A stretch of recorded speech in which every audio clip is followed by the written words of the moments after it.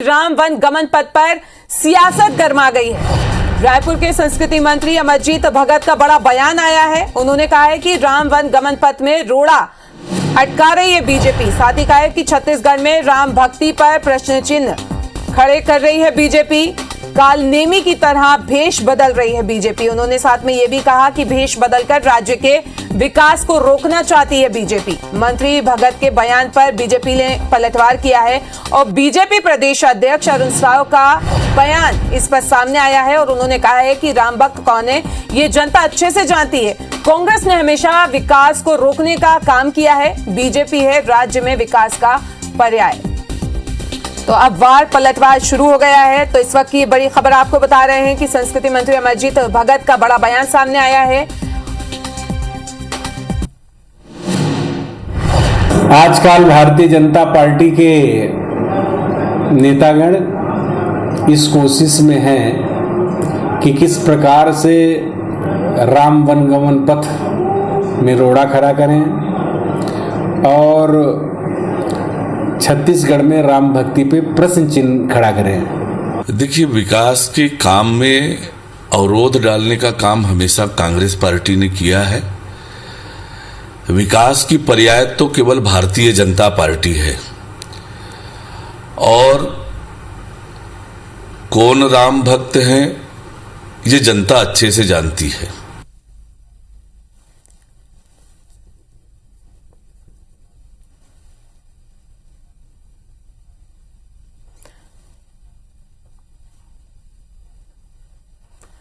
तो ज्यादा चर्चा के लिए दोनों ही पार्टी से आपको बता दें कि नेता प्रतिपक्ष नारायण चंदेल जी हमसे जुड़ चुके हैं। तो वहीं कांग्रेस की तरफ से अमरजीत भगत संस्कृति मंत्री जो हैं वो हमसे जुड़ गए हैं। तो सबसे पहला सवाल अमरजीत भगत से ही ले लेते हैं क्योंकि बयान उनका था। सर, ये बयान देने की नौबत क्यों आई कि कांग्रेस भी अब राम के भरोसे चलने की कोशिश कर रही है क्या? देखिए, जहाँ पर कृपा राम की होई ता पर कृपा करे सब कोई। छत्तीसगढ़ में भगवान राम की कृपा हम सब पर है, इसीलिए हम लोग सरकार में हैं। और अभी तक ये होता था कि भारतीय जनता पार्टी केवल राम का नाम लेकर के वोट लेने का काम करती थी, गौ माता का नाम लेकर के वोट लेने का काम करती थी। पहली बार ऐसा हुआ है कि छत्तीसगढ़ में माननीय भूपेश बघेल जी की सरकार, जिस मार्ग से भगवान राम का आगमन हुआ था छत्तीसगढ़, उस मार्ग को चिन्हित करके उसको राम पथ गमन मार्ग के रूप में डेवलप कर रहे हैं और पर्यटन के रूप में, पर्यटन स्थल के रूप में विश्व के मानचित्र में स्थापित हो। छत्तीसगढ़ को इस बहाने पूरे देश और दुनिया जाने, इसका प्रयास चल रहा है। इसमें कई तरह से कोशिश हो रहा है भारतीय जनता पार्टी के द्वारा कि इसका प्रामाणिकता क्या है, ये उसके किसी के भक्ति पे प्रश्न चिन्ह खड़ा करना, किसी के काम को अवरुद्ध करने का कोशिश करना। आज भारत जोड़ो आंदोलन पूरा देश में चल रहा है और माननीय राहुल गांधी जी के नेतृत्व में तो पैदल चल रहे हैं पूरे देश को जोड़ने के लिए। उसको ना देख करके उनके टी शर्ट के बारे में प्रश्न चिन्ह कर रहे हैं, उनके चश्मे के बारे में प्रश्न चिन्ह कर रहे हैं। ये कोई बात है? तो जिस प्रकार से रामायण काल में भगवान राम जब वन को गए थे और लक्ष्मण को बाण लग गया था, उनके लिए संजीवनी बूटी लेने के लिए जब हनुमान जा रहे थे, उनका रास्ता रोकने का जो कोशिश हुआ था राम नाम का दुताला उड़ करके, और वो ज्यादा देर तक टिक नहीं पाया और उसका पर्दाफाश हो गया। ठीक उसी प्रकार से हमारे काम में भी कालनेमी जैसे रास्ता रोकने का प्रयास चल रहा है, जो बहुत देर तक टिक नहीं पाएंगे और सबका पर्दाफाश होगा। मैंने यही कहा है। जी, नारायण चंदेल जी भी हमारे साथ जुड़े हुए हैं, उनसे जान लेते हैं। अगर कांग्रेस नाम ले रही है राम का तो इसमें बीजेपी को डर क्यों सता रहा है और आपत्ति क्यों ले रही है बीजेपी इस पे? क्या कोई डर है जो लगातार उसे सता रहा है? क्योंकि अभी हम देख रहे हैं आने वाले समय में इलेक्शन है। जी, आप सभी को नमस्कार। अभी माननीय अमरजीत जी ने राम की बात की, कालनेमी राक्षस की बात की। मैं तो अमरजीत से यही पूछना चाहता हूं कि कांग्रेस पार्टी के नेताओं ने राम के अस्तित्व को ही नकार दिया था। उन्होंने तो भगवान श्री राम, मर्यादा पुरुषोत्तम श्री राम को कहा था कि ये काल्पनिक कथा है। और रामेश्वरम में जो राम सेतु है वो यूपीए की सरकार तोड़ना चाहती थी। वे कहा था कि राम सेतु तो है ही नहीं, उसके अस्तित्व को नकार दिया था।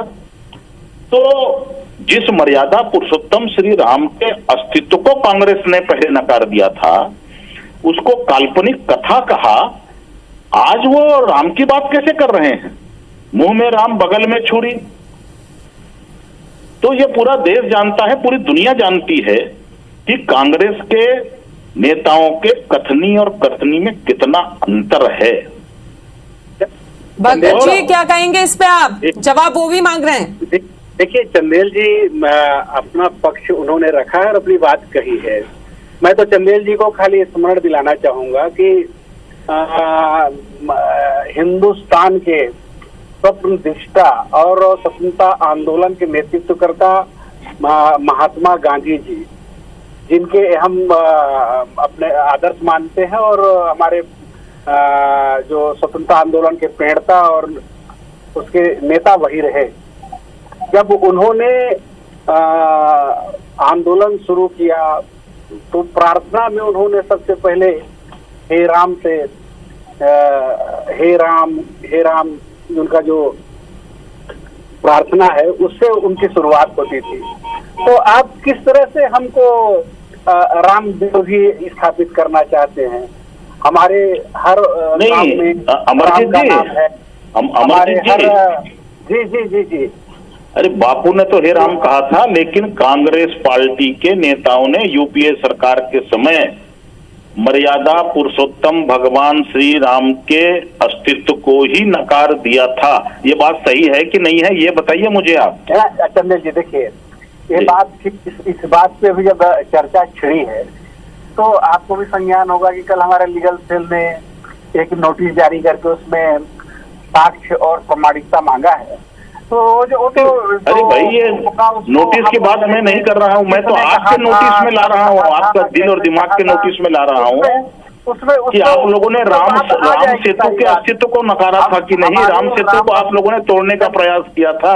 पूरे देश में इसका प्रखर विरोध हुआ जब यूपीए की सरकार थी, कांग्रेस की सरकार थी केंद्र में। ये बात सही है कि नहीं? आप लोग राम सेतु को तोड़ना चाहते थे ना। चंदेल साहब, हम राम जी को मांगते हैं, हमारे रग में राम बसे हैं और उसको अगर राम हमारे आराध्य हैं, हम राम को मानते हैं, तो इसके लिए किसी की प्रमाण पत्र की आवश्यकता नहीं है। ये तो अपनी भक्ति भाव है, अपना समर्पण है। प्रमाण तो आप लोग मांग रहे थे, अब आप फिर बदल दिए।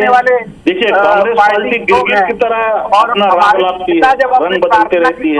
पहले आप भगवान श्री राम, मर्यादा पुरुषोत्तम श्री राम का अस्तित्व मानते थे, और क्या आप बोलते थे कि ये काल्पनिक कथा है। और राम सेतु को आप लोग तोड़ना चाहते थे।